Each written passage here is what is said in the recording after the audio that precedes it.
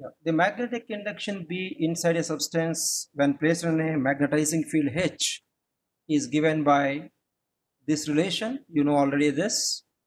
But we know that inside a superconductor B is equal to 0 because according to Mison's effect, a superconductor completely expels when it is in bulk form and it is below critical temperature, the magnetic field will be 0.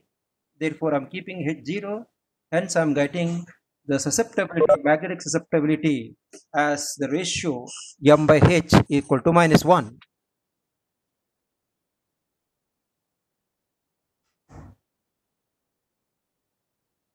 Negative susceptibility means that it is a diamagnet, and 1 means it's a perfect diamagnet. Superconductors are perfect diamagnets. Now, how it is be? Then there is a question here is that whether this perfect diamagnetism is due to the zero resistivity or zero resistivity is because of expulsion of magnetic field. Now we would like to see these two different properties of a superconductor. The first property is that it exhibits zero resistivity, and the second property is it expels the magnetic field from the interior of the superconductor. So, is there any relation between these two? That is the expulsion of magnetic field is because of zero resistivity, or zero resistivity is because of expulsion of magnetic field? Now we look at this and we'll find it out what is most reasonable. I am starting with Ohm's law, and we know Ohm's law is equal to V is equal to IR. So I'm taking V is equal to IR as a Ohm's law, as you know it. This is a V is equal to IR. But you also know that V is equal to the voltage drop across the plates of a parallel plate capacitor.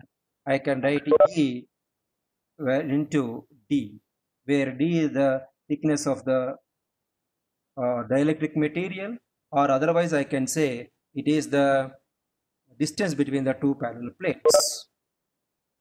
So thereby we can say that the Ohm's law V is equal to IR can be written as E is equal to rho J. So you can easily substitute and get this form back because you know that J is equal to I by A. You just put J is equal to I by A. But you also know that rho resistivity, if you want to say, R is proportional to L and R is proportional to 1 by A. You can write like this, and thereby you write R equal to rho L A. So if you substitute this two, this and this and this in this expression, you can show E is equal to rho J is the Ohm's law. So the Ohm's law in another form we have expressed.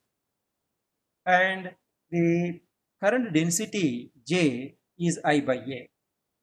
But we know that superconductivity on superconductors show zero resistivity. So if it is a zero resistivity, I have in this formula E is equal to rho J. So as by definition the resistivity is 0 for superconductors, I put this as 0. So if I put this as 0, I'll get E is equal to 0. So but now I use Maxwell's equation, electromagnetic equation, which states that the curl of E is equal to minus dB by dt, which is nothing but the changing electric field produces magnetic field. This is a time variation, this is space variation. So spatially varying electric field produces the time varying magnetic field. Therefore Maxwell's equation states that simply curl of E is equal to dou B by dou T. So we will spell it as curl of E, and you have seen this curl divergence and gradient in our mathematics. So this is curl E. So when curl E is equal to dou B by dou T, I substitute this E value from which I have the above discussion will say that it must be 0 as rho is equal to 0. Thereby, I will write here that as rho is equal to E is equal to 0 here, if I put 0, then I'll get something like this. So if I write this here, okay, rho is equal to 0. So since E is equal to 0 from this, now as rho is equal to now minus dB by dt, this must be equal to 0. That means the derivative or time derivative of B is equal to 0. From mathematics, we know that the derivative of anything if it is 0 means that parameter must be constant. So B must be constant, because as B is constant, then we can say that dB by dt is equal to 0.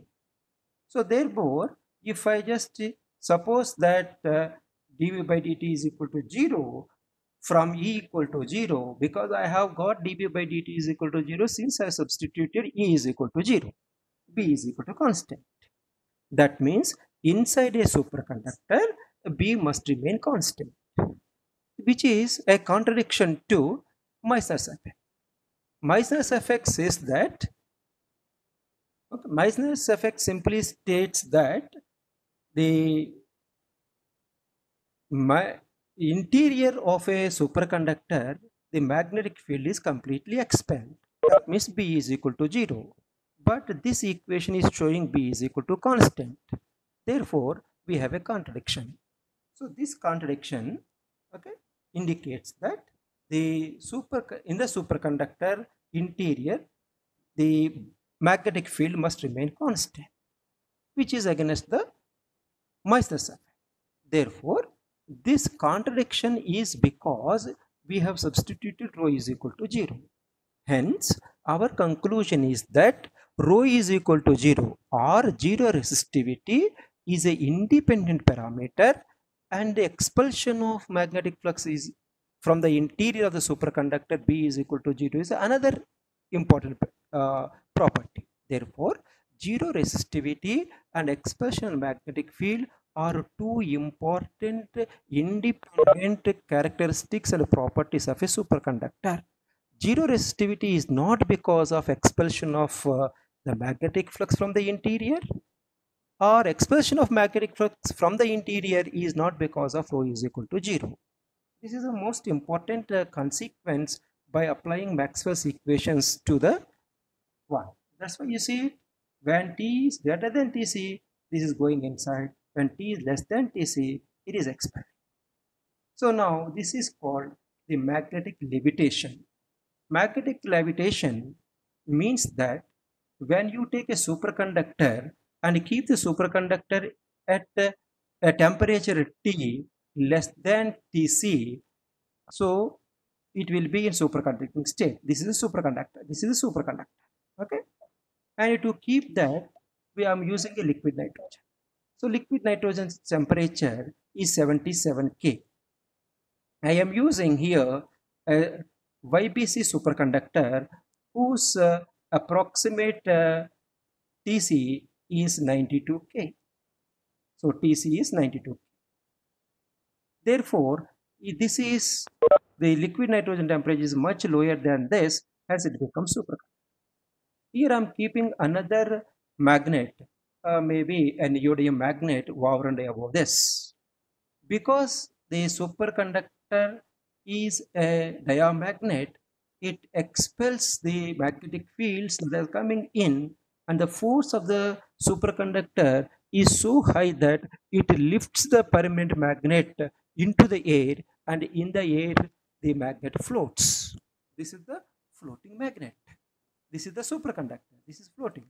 So the floating of a magnet by using a superconducting magnet due to Meissner's effect is called magnetic levitation. So levitation is another important concept used for magnetic trains or high speed trains. These high speed trains tracks will be, okay, suppose say by superconductors, and another magnets will be there in the at the wheels of the train. Then these will be opposing and the train slightly floats or maybe 1 to 2 above the track, and the friction will become zero. The train moves with high speed. That is the one way of this application of Meissner's effect. Next, I am showing here a video which was recorded in our college recently in the last semester. So most of the students have witnessed this superconductivity phenomena and also magnetic levitation in the last semester. So this magnetic levitation is shown and demonstrated live to the students in our college in the first semester by Professor Seshubai Madam from University of Hyderabad along with her students. Madam demonstrated clearly by bringing the superconducting magnet. This is the superconducting magnet. This superconducting magnet was prepared in her lab by her students. Madam has brought this superconducting magnet and also neodymium magnet along with the liquid nitrogen. And you can see the actual recorded floating of the magnet in my mobile phone. So this is a simply see how the magnet is floating, and the smoke which is coming is because of liquid nitrogen. Liquid nitrogen is at 77 K, room temperature is very high. Therefore, once you pour the liquid nitrogen, it will immediately becomes vapor. But as long as the superconductor is at 77 K, okay, if you maintain it, this superconductor black in color as shown in the video is having 92 K as a transition temperature. Therefore, it is below Tc, hence it shows magnet superconducting property, and thereby you can see that the magnet is floating. Okay, it's a very simple one, but it was demonstrated in our college. Okay, before the students, where I think CSE and some other students have witnessed this when we are performing this demonstration in our college. Now I'll go to the next one, which is the uh, types of superconductors.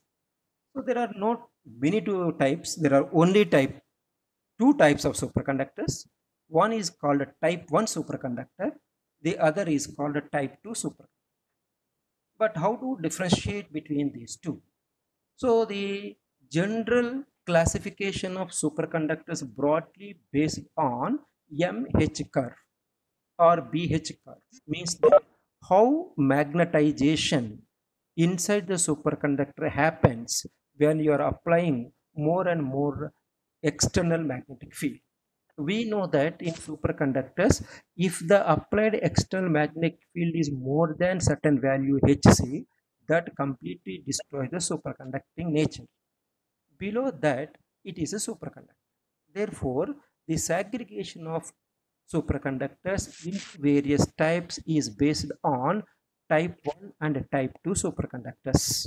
Now, type 1 superconductor is one which shows the magnetization curve. This is called magnetization curve. This magnetization curve, if it is like this as shown in the figure, then those materials are called type 1 superconductors. These are called magnetization curves. So when I take the magnetization curve, it is simply H on this axis and magnetization M on this, because you know that B is equal to mu naught into H plus M. We have written already this. So if I take this, I can write that as this B is equal to 0. Thereby I write H is equal to minus M. Therefore, I am taking a graph between H and minus M. So as I am taking minus M in the positive direction, some textbooks they can take in downward direction also and write M. Then the curve will be inverted. But you look at the curve and understand how it is changed. As H is increased slowly, the magnetization is also increasing in the superconductor. As H reached the critical field HC, then all of a sudden the magnetization is coming to zero, is falling to zero. Therefore, after HC, the material shows normal state and normal properties. It is no more a superconducting material. But below HC, and I am doing everything T less than Tc only. Okay, otherwise it is not a superconductor. So this graph is at T is okay, T is less than Tc. Therefore, it is a superconductor. So when I take this superconducting material, so this is the superconducting state. That means from here to here, the material is in superconducting state, and after that, it goes into normal state. That means the type 1 superconductors show such type of magnetization curves. That is the first point. The second point is that they move from superconducting state to normal state or normal state to superconducting state abruptly and suddenly at HC. This is the HC value. Okay, at HC, okay, the type 1 superconductor abruptly changes to superconducting state if the temperature is decreased. If you are increasing the H value, okay, then abruptly at the HC, they go to normal state. Therefore, it's a reversible process. That means if we are decreasing the H value slowly to zero at critical magnetic field, it will goes to superconducting state. When it is more than Hc, it is in normal state. That is the second important point of type 1 superconductors. And the third important point is that you can see these figures, and in these figures you can see that up to Hc value, up to Hc or below Hc, the Meissner effect is complete. Meissner's effect is complete means the lines of magnetic flux are completely excluded from the interior, so there is no magnetic field. But once it is above Hc, the line started penetrating into the material and it is becoming normal state. That means the third important point is below Hc, Meissner's effect is complete. We call it as complete Meissner's effect below Hc for type 1 superconductor. It's a complete one. And once you go, okay, above Hc, it is complete. Above Hc, lines all of a sudden penetrate into it and goes into it. So this is called the Meissner effect is complete, means in the sense that below Hc the magnetic flux lines are completely expelled.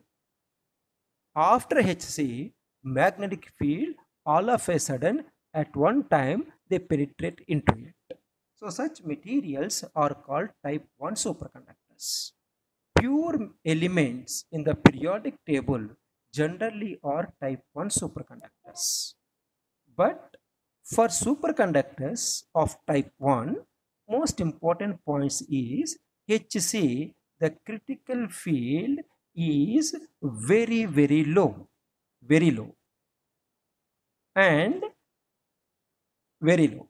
And at the same time, the critical temperature Tc is also very low, and highest known low Tc for niobium is around approximately 10 K.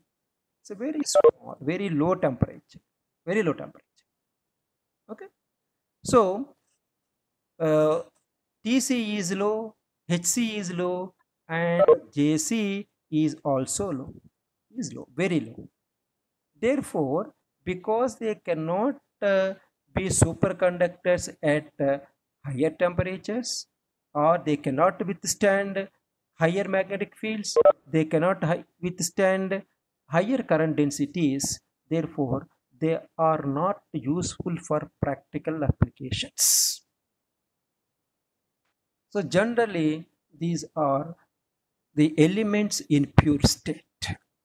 Now, to overcome this, we have type 2 superconductors.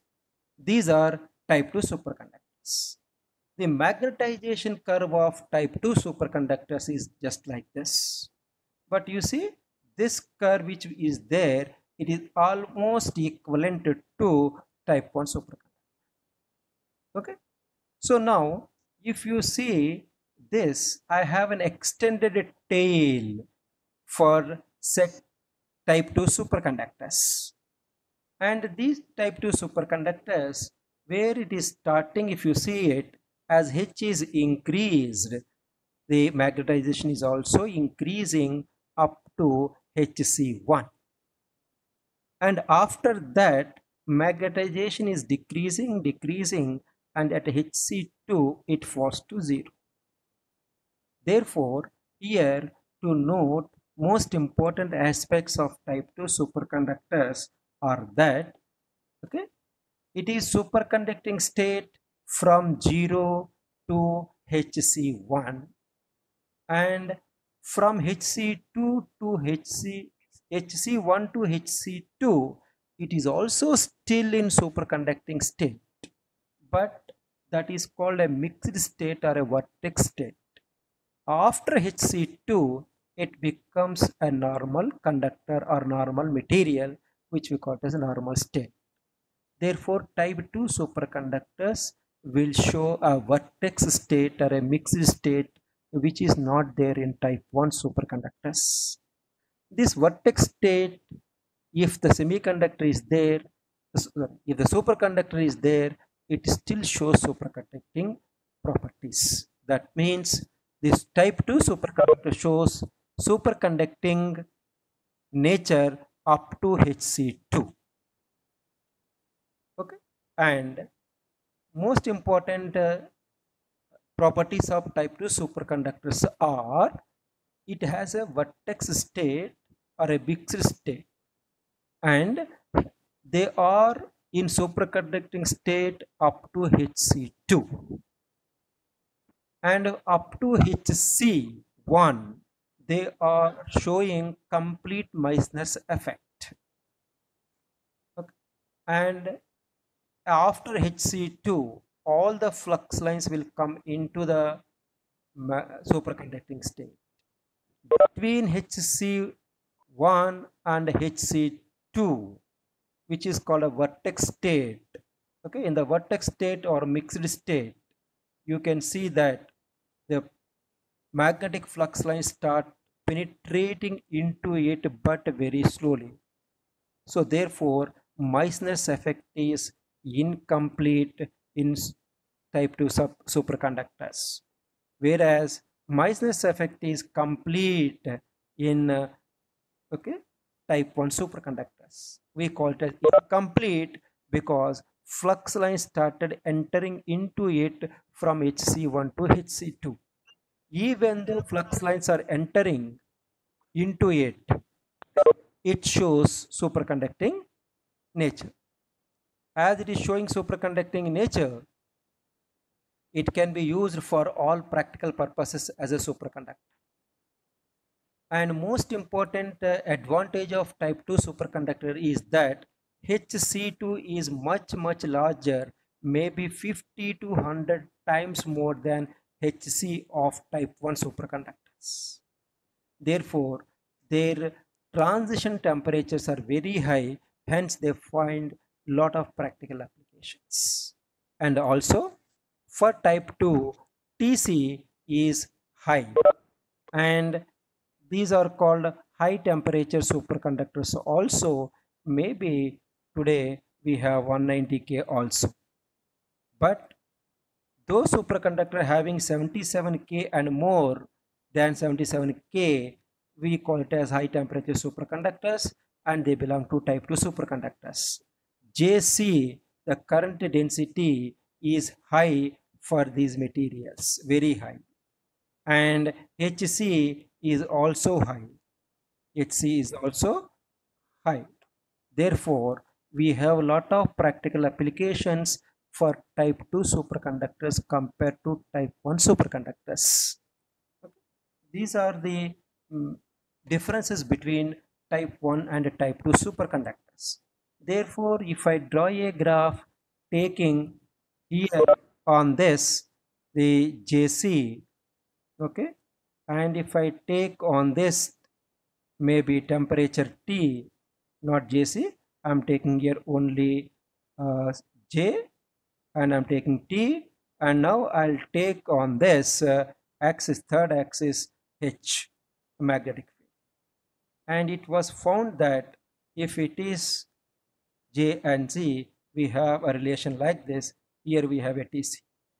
And if you take a relation between, suppose say H and C, we have a C. This is JC, and this is HC, and this is TC. And if I take a relation between the remaining two, I'll get a curve like this. Okay, so I will now see that this is the curve that shows the relation between H, T, and G. So these vary something like this, and they are related. Okay. So this is about the types of superconductors we are looking at, and I am giving here list of type 1 superconductors, their critical temperature Tc's, their critical magnetic field H's. Zinc, aluminum, indium, tin, mercury, lead, niobium are some of the pure elements in the periodic table that show superconductivity, but their TCs are very low. Zinc, it is only 0.85 K, and highest is niobium, 9.25 K, and their critical magnetic fields or transition magnetic fields in Tesla, they are very small. Therefore, the application side, they have a negative effect or negative up. So therefore, type 1 superconductors for applications, they are not much useful. Then if you see the type 2 superconductors, we have compound semiconductors here. That means niobium, okay, alloyed with this tin, niobium tin will show 18K. Niobium and aluminum will show 18.7. And but we have another important semiconductor here. I have shown as a serial number 4. If you see serial number 4, we have this yttrium barium copper compound whose TC is 92K. And there is another compound, bismuth, francium, calcium, copper, oxygen compound, which is having 102K. There are other elements also. Today, they are replacing some of these elements by Hg, mercury, and some other combination they are trying, but these are generally from here to here, they are layered compounds having layered structure, and they are ceramic materials. I told you in the first class that these are non-conductors, and these are ceramic materials, ceramics. And another important aspect you have to know is that here if you look at this, I have yttrium barium copper oxide. This is YbCO compound. Yttrium is a rare earth metal, barium, copper, and this. The barium is also here. Okay, but here yttrium was replaced by lanthanum. Copper is here and oxygen is here. So for every unit cell, if you take it, I have 1 yttrium atom, 2 barium atoms, 3 copper atoms. That means this one, if you take a layered structure and if you consider 1 unit cell, Okay, under one unit cell, one unit cell, you can see yttrium has only one element, and barium, there are two barium atoms, and we have C three atoms. The effective number of atoms, yttrium 1, barium 2, and copper 3 in a unit cell. And therefore, these superconductors are generally called as 1, 2, 3 high temperature superconductors. 1, 2, 3 high temperature superconductors. Now, what is the reason that some of these materials are showing superconductivity? To explain that, there is a theory called BCS theory. BCS theory is given by three scientists, and their names are John Bardeen, Cooper, and Schiffrer. So they got the Nobel Prize for their theory to explain theoretically why superconductivity is possible in a given material. And these theoretical aspects they have given is named in their honor with their first names as BCS theory. So I can see here that Bardeen, if I take it, here is a Bardeen, B, and a Cooper, and they have taken Schiffrer. So based on this, the theory proposed by these three are called BCS theory. But mostly BCS theory is applicable to type 1 superconductors only, and they are not able to give us proper explanation for type 2 superconductors. And if you take type 2, this theory is not properly explained the concept theoretically. So therefore, we will look at BCS theory. What is BCS theory? How it explains simply the zero resistivity of a material. Okay. So now we will look at this. This is just similar to your previous knowledge of lattice, electron, and Kronig-Penney model. When an electron is moving in a lattice, it interacts with the lattice. When the electron interacts with the lattice, it causes slight deformation in the lattice. Because of slight deformation, there is a slight increase in the positive charge because the electron cloud is disturbed. And as electron cloud is disturbed, there is an increase in the positive charge, and this increased positive charge will be seen by another electron nearby, and that nearby negatively charged electron is get attracted towards this positive charge. Therefore, in this sense, one electron is interacting with the lattice and it is deforming the lattice. When the deformation occurs, the deformation energy in the lattice moves as a disturbance in the form of a wave. A disturbance in the form of a wave is quantized and it is called as a phonon. Okay, you know photon is a light particle. Phonon is a particle that is because of lattice vibration and traveling in the form of a wave. So when electron actually interacts with the lattice, it creates a phonon. A phonon is a lattice vibration. Because of the deformation, slight deformation caused by the electron, that will be propagated in the form of a wave. And that wave is quantized, and the particle associated with that lattice disturbance is called as phonon. So first electron which I have taken, this first electron is capable of producing a photon. And another electron moving in opposite direction, having opposite spin, will be attracted to this positive charge, which is created because of deformation of the first electron.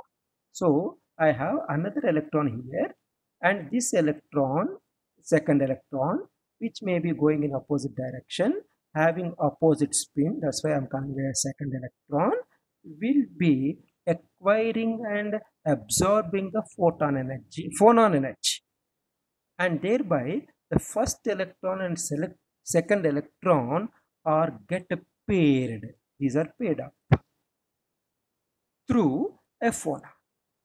Therefore, basic explanation given by BCS theory is that an electron via phonon will be get paired to another electron, which is called as electron hole electron phonon electron interaction.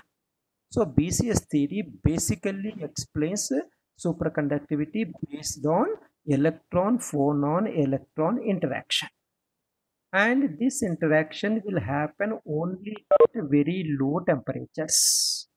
Therefore, the superconductivity is the property shown at low temperatures. And this electron, first electron, second electron, which are having interaction and coupled together, because they have opposite spin also, they coupled together.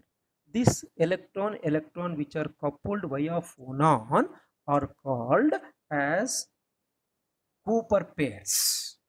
So what are Cooper pairs? Now we look at this. See this first electron I am taking. This is the first electron having, as electron is in terms of wave, it is moving within the solid material, and K1 is the propagation vector of first electron. E1 is the first electron. It is moving in this direction and interacting with the lattice, and it is producing a disturbance, and this disturbance is now propagating in the form of a wave, and this quantized disturbance which is propagating in the solid in the form of a wave is nothing but phonon. This is a phonon, and a phonon is created by the first electron. As is interacted with the lattice, it might have lost some energy, momentum. I am calling it as Q. Therefore, the first electron gives out some momentum to the lattice, and its net momentum will be decreased by that amount, which we call it as K1 minus Q. And this Q is propagating in the lattice. And another electron having spin opposite to the first electron, I take the second electron E2 here. And this electron having nearby it. Nearby means not very much near. It may be around at a distance of 100 nanometers also. And that will be taking this disturbance phonon energy and it absorbs it. When it takes, its wave vector changes and it will become K2 plus Q. Q is given by first electron and second electron has then Q, and this electron and this electron E1, E2 are paired up. These paired up electrons are called Cooper pairs. So they have given such a thing as electron phonon electron interaction. These electron phonon electron interactions are responsible for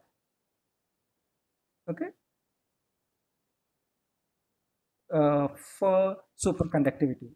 So this is something like a situation where you can imagine simply something like this. Now look at this case. I am giving an example here how to understand the superconducting BCS theory. Now suppose say most of you are traveling in college bus, or earlier you have traveled in TSRTC buses. When you use TSRTC bus, we know that the TSRTC buses are generally very crowded. So the bus is going, okay, suppose this is the bus, and suppose we have a door here, and bus is moving, going. When bus is going, we know that if you look at boys, they use it to do footboarding. They do footboarding here. When they are footboarding, they are blocking the way for the other passengers to come into the bus. But the bus is already full. Yes, bus is already full. But still, a passenger or a person which is there at the door is just hanging. then generally, the conductor will say that go inside, don't block the way or path for others to come in. So therefore, the first person who is on the door, suppose say this is the door I am taking. When the door is here and it is already full, when it is already full, this person, first person, pushes the others, and thereby he tries to goes in. The next person who is there somewhere here, he will not push anybody. You utilizes the path created by first person, and he simply goes without any resistance. This is simple okay explanation for superconductors also, that first electron pushes and okay, deformation will be given by it to the lattice, and thereby the second electron looks that there is a positive one, and it goes without any giving any deformation to the lattice. Therefore, for its motion, there is not at all any resistance. So therefore, resistance becomes 0. And this is what a BCS theory says that. And next one is some part of applications of Josephson junctions. So Josephson is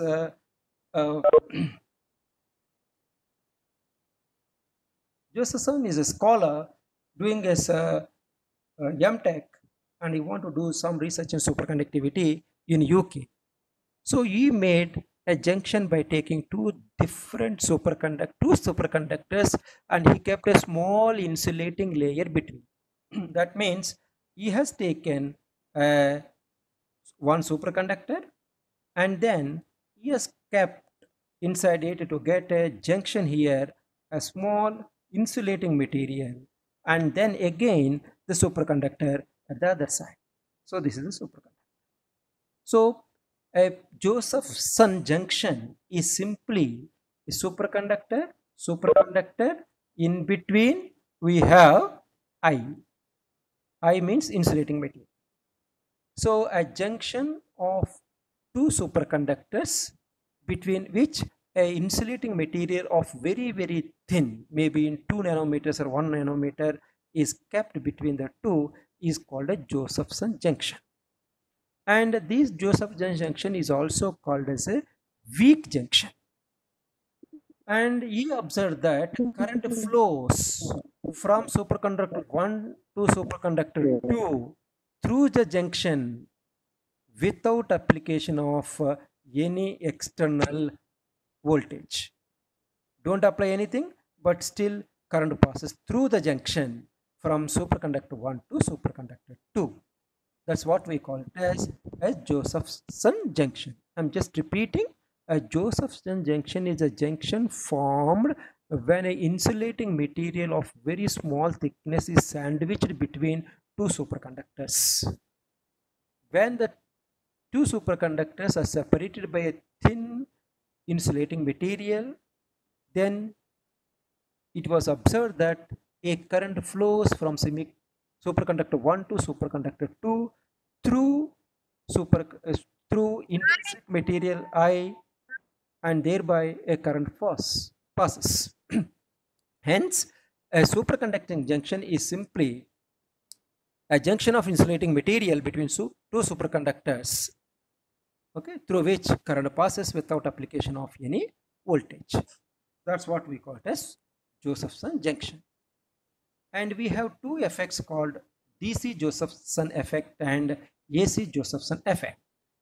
So when you see, when you don't apply any voltage, external voltage to the junction, current passes to it. And that passage of current without application of any external voltage is called DC Josephson effect. And the current that is going through the junction Ij, critical density, is equal to I max into sine phi, where phi is the phase difference between the Cooper pairs that are there on either side of the junction. But we have also seen that when there is a junction, very thin junction, something like this, okay, and in between that we have a small junction, something like this. We have a junction here, and if you see this junction in the barrier problem, we have seen that the electrons will go from one side to another side by tunneling through the barrier.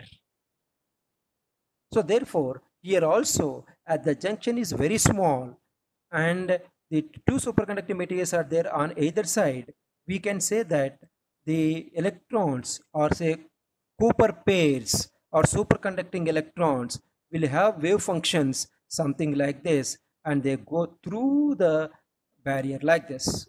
Or an electron is there here, this is the wave function, it must be continuous and it comes like this. Therefore, wave functions will cross the barrier. As the wave functions are crossing the barrier means that there is a possibility of tunneling from one side to other side. And this tunneling, because of wave function overlapping, is responsible for giving current even though no voltage is applied. That's what we call it as Josephson DC effect or DC Josephson effect. Now coming to the next effect, that is AC effect. If you apply a DC, that means this is the junction I am taking between two superconductors, and this is a small intrinsic material, or we say, okay, this is superconductor, this is insulating material, this is superconductor. Now if I apply some voltage here, DC voltage, if you apply it, and that DC voltage makes AC current to pass through the wire. So we have a DC here applied across the junction. This is the junction. When DC is applied across the Joseph junction containing superconductor, insulating material and superconductor, a AC current appears, and this AC current has a frequency, and this frequency is given by this, by the formula 2VE by H, where V is the voltage applied across the junction. Now, Josephson AC effect is utilized to precisely define voltage. So 1 volt standard volt is the voltage when you apply across the junction so that it produces a frequency equal to 483.5979 terahertz. That is the basic definition of it. And what is the use of this? Okay, the use of Joseph junction is very important device called SQUID. SQUID stands for superconducting quantum, superconducting quantum interfacing device. As it is a superconducting, the materials are made by superconductors, and the phenomena of tunneling is taking place. Tunneling is a quantum mechanical effect, and the wave functions interfere, hence we have interference, and we call it as device. A superconducting quantum interface device, SQUID. The SQUIDs are generally used for measuring very, very low magnetic fields. So a SQUID may contain 1 or 2 Josephson junctions, and these SQUIDs you can see here. This is a Josephson junction 1, J1, I call it as an insulating material. Here it is another junction, J2. This is superconductor, this is superconductor. I am now giving this is superconductor ring, and voltage is applied across it, current passes. When current passes through this, there is a phase difference.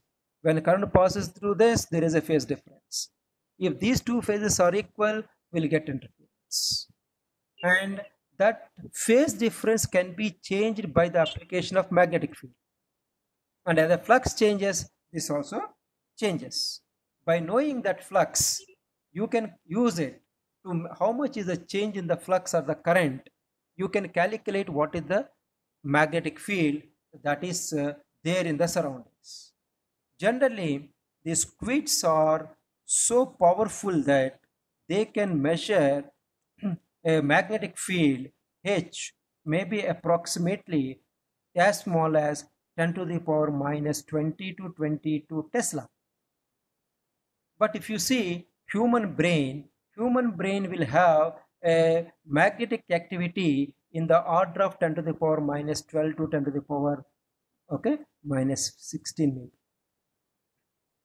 And these so small magnetic fields, if you trace and map, you can know the profile of the magnetic field and the image of the brain. So therefore, the squid is more sensitive, and its sensitivity is 10 to the power minus 22, which is far okay, uh, less than the sensitivity of human brain uh, magnetic fluxes. Therefore, you can use squid to measure the magnetic activity of human brains. That's why squids are used in MRI scans. You know MRI? Use. Okay? So MRI is magnetic resonance imaging, and you'll get number of photographs wherever you want to take in the brain or maybe in any other part of the human body, and you'll get a high resolution images where you can see that, and doctors identify the damages or maybe problems within the body, and they can come to a medical conclusion. Squids are now being used in our MRI scans, and instead of this squids are also used in CCDs, charge coupled devices, and they are having a lot of applications. And I look at some of the important applications of superconductors. One is squid, and you try to type some of the applications you are expecting from this.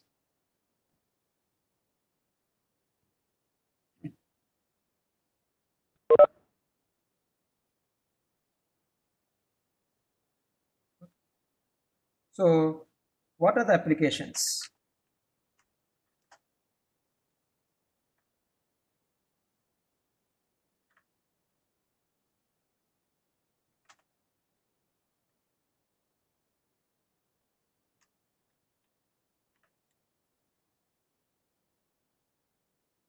So, you can type some of the applications.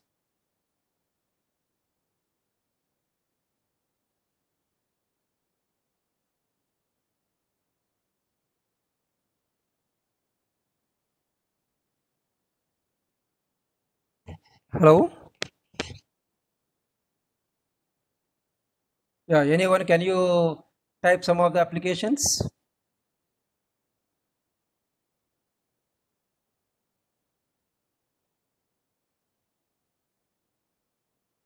Yes, high speed trains, correct. Magnetic levitation. Any more applications of superconductors?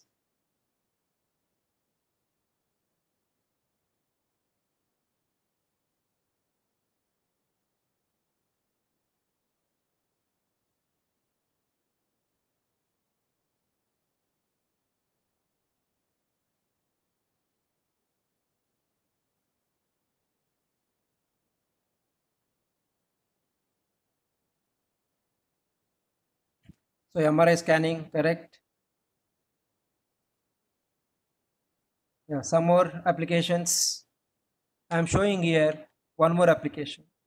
High temperature superconductors produce a small size, very small size power receivers and the power transmitters. And this is a very important field for ECP. How to use superconductors for small antennas to get high power. And for EC people, this is also important.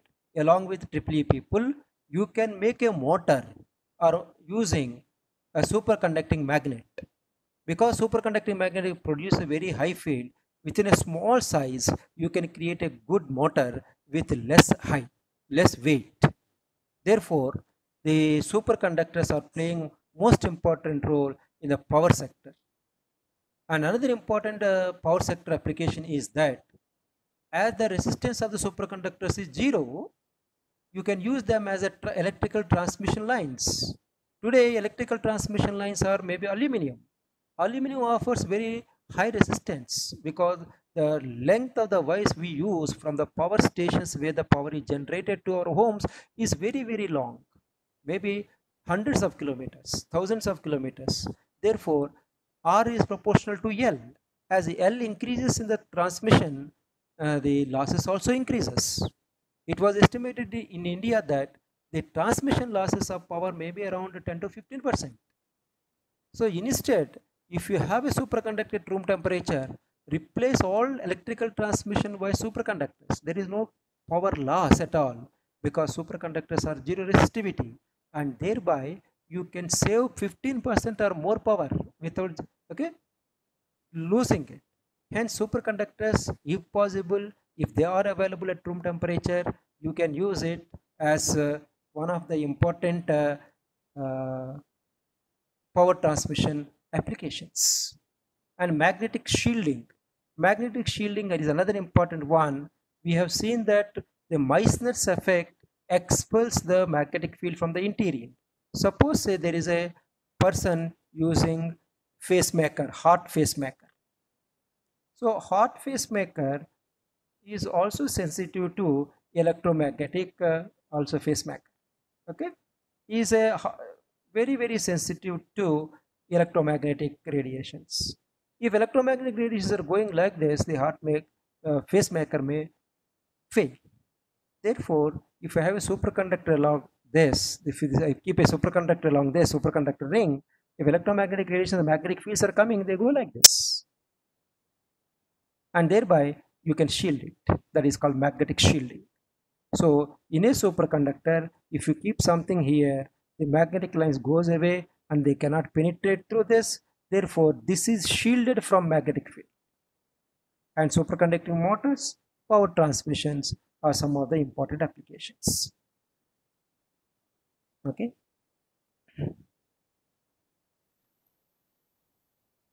So I stop here. If you have any doubts, you can ask me and clarify your doubts in the superconductor. Okay. With this, we complete superconductivity. In the next class, we start next chapter. And tomorrow, I might not be able to take a class because I may not be available at the system. I may be going out.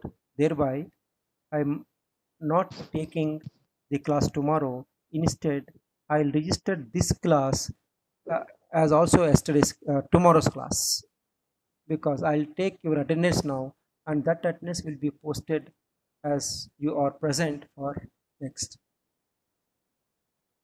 I stop here. Sir, you said that there is a quiz tomorrow, no, sir? Yeah, quiz tomorrow is there. You can do it at what time you want to do? Evening or night? Yes, sir. Evening, Evening. evening So time. This time six after six o after seven four o'clock, I'll o'clock. send the after 7 o'clock. I'll send the link tomorrow, or 6 o'clock. You can Yes, do sir. it within 1 hour. Yes, sir. Okay. Thank you, sir. But tomorrow I'm not taking a class. Okay. And to this class attendance will be posted for tomorrow's class for you. Okay. So any doubts you can ask me and clarify all your doubts if you have any now.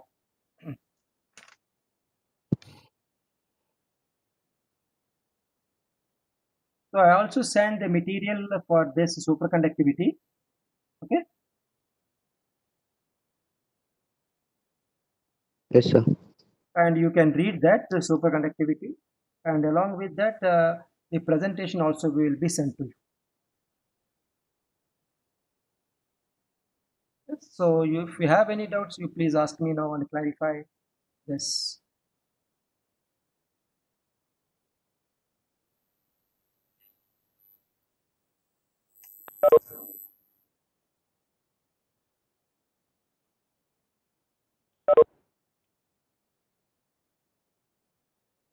Sir, Yeah.